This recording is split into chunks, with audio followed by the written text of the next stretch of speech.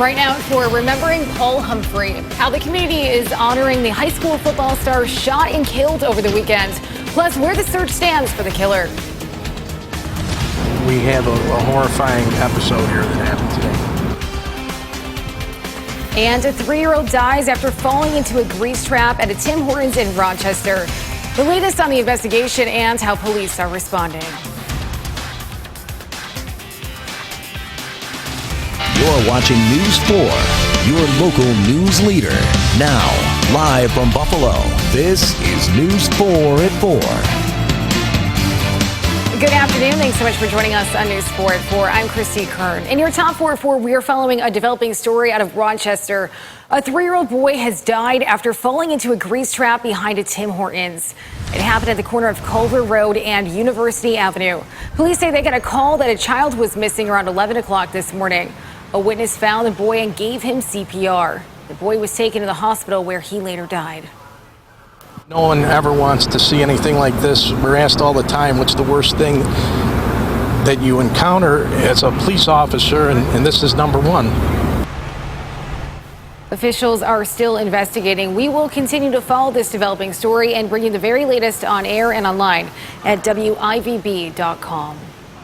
In Buffalo, classmates and teammates came together at Bishop Timon today to remember a 17-year-old gunned down over the weekend, and police are still searching for a suspect. News 4's Katie Alexander has the very latest this afternoon.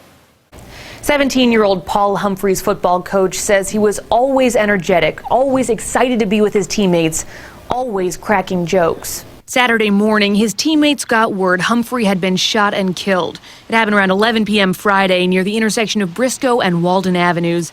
A 15-year-old was also shot and treated and released from the hospital.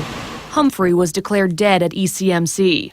Monday morning, counselors from several school districts were at Bishop Timon to help Humphrey's teammates, classmates, and teachers work through their grief.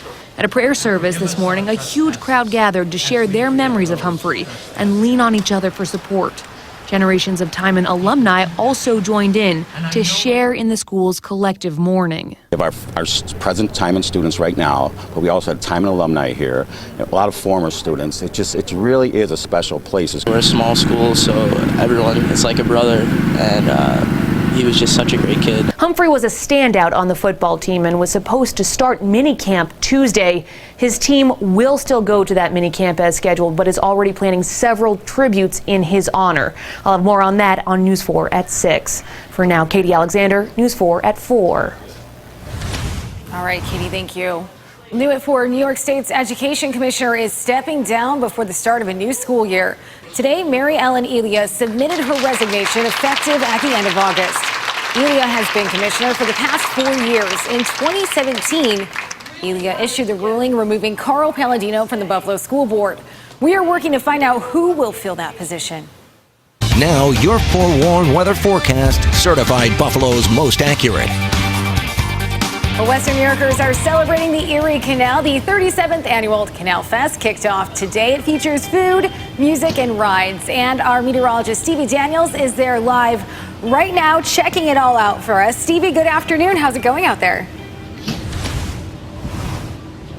Hi, Christy. Good afternoon to you. The weather is cooperating. I mean, it's absolutely beautiful. We're talking plenty of sunshine and not much humidity. But then things are really going to start to change as we head into the next couple of days. But let's just dive into what we can expect over the next couple of hours. We're going to keep that sunshine on tap with temperatures right around the mid to upper 70s around 6 o'clock, staying in the mid 70s, very tranquil around 8 o'clock later on this evening.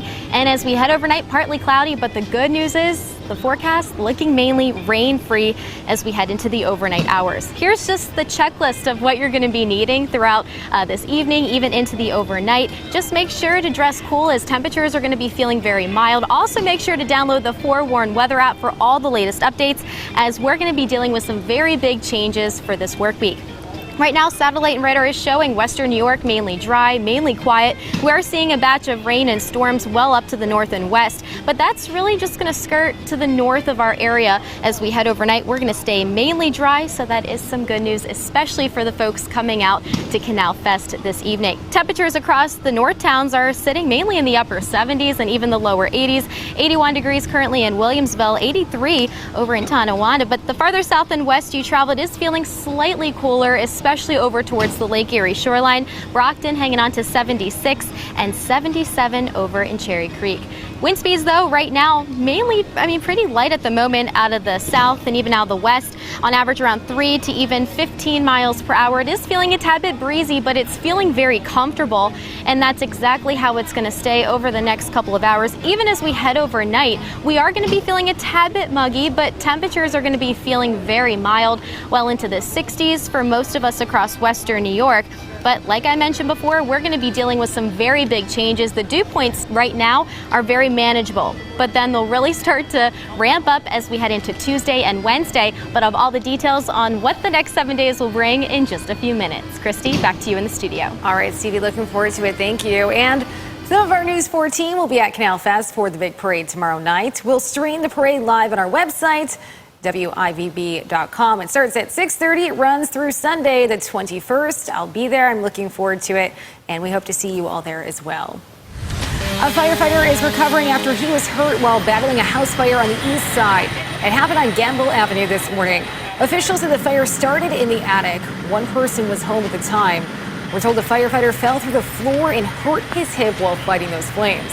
He is expected to be okay, and crews took 3 people to the hospital. We are working to find out how they're doing tonight. Crews say the fire caused $50,000 in damage to that home. The Boulevard has a new owner. It's been sold to Douglas Development. The property went up for auction this past spring. Amherst Town Supervisor Brian Kolba says the building was originally going to be a joint venture between Douglas Development and Sinatra Real Estate. Sinatra bought the building for $24 million, but it's not clear how much Douglas got it for.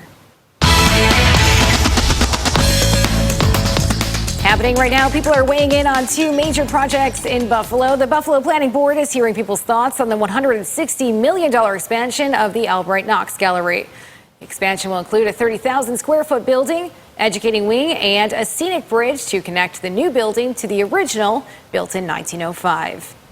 Another hot topic on tonight's agenda is the review of the Elmwood Crossing. That's the proposed $100 million redevelopment of the former Children's Hospital.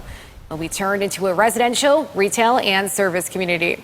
The project's been under development for months, and the board must evaluate it before granting approval. News 4's Marley Tussis is at that meeting. She'll have a live report coming up tonight on News 4 at 5 and 6. Coming up next on News 4 4, teeing off for good cause. We'll tell you how much money was raised and how it aims to help improve the lives of those in the amputee community. And what was it like to reach the moon 50 years ago? We'll hear from Apollo 11's pilot and flight director about the historic moments. You're watching News 4 at 4 with Christy Kern and meteorologist Stevie Daniels.